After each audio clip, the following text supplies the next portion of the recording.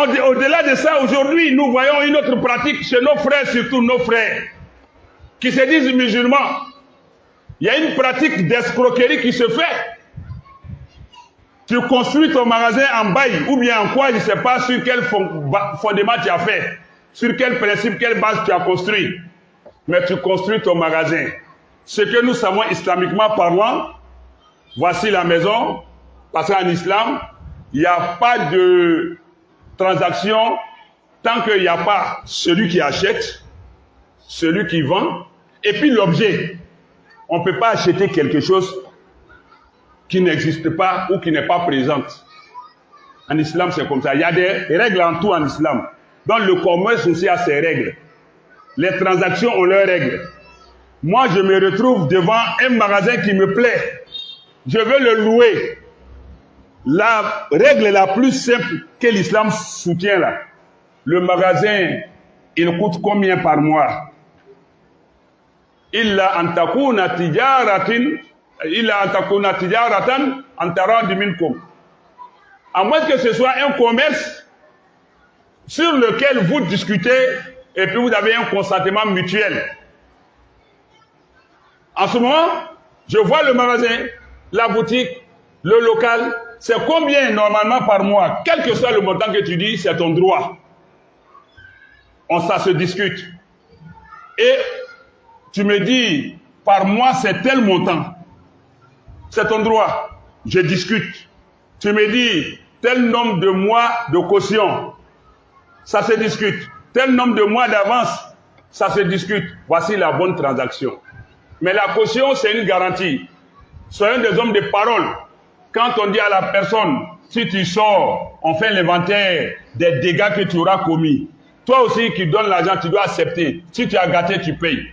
Mais, tel que dit, si la personne aussi, la caution doit lui être retournée, il faudrait que le jour où la personne veut sortir, qu'on lui retourne sa caution, s'il n'y a pas lieu de la retenir aussi. Mais souvent, on demande à la personne d'attendre que si quelqu'un d'autre vient payer caution, on va lui donner. C'est haram. Parce que ce n'est pas destiné à être dépensé. C'est ce qu'il a consommé qui est le loyer là. Avance là, c'est ça il a consommé. Après, il paye le loyer. Son argent est là. Tu ne lui as pas dit de consommer. Tu lui dis de payer malgré son argent est là. Le jour où il est prêt à sortir, tu ne dois pas le faire attendre. Tu dois lui remettre son argent. Tout le temps que tu vas lui faire attendre là, tout ça c'est compté. Tu vas payer ça le jour du jugement dernier.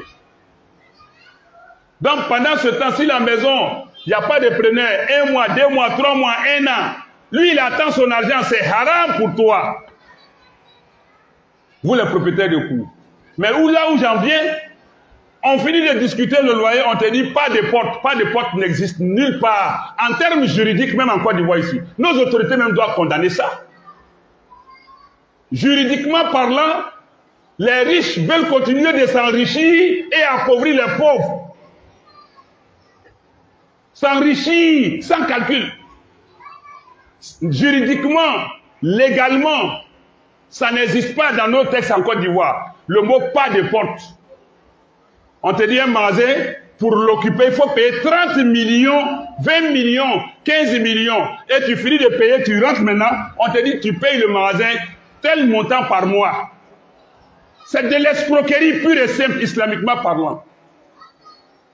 Nulle part en Côte d'Ivoire, dans nos textes juridiques, ce terme-là n'existe.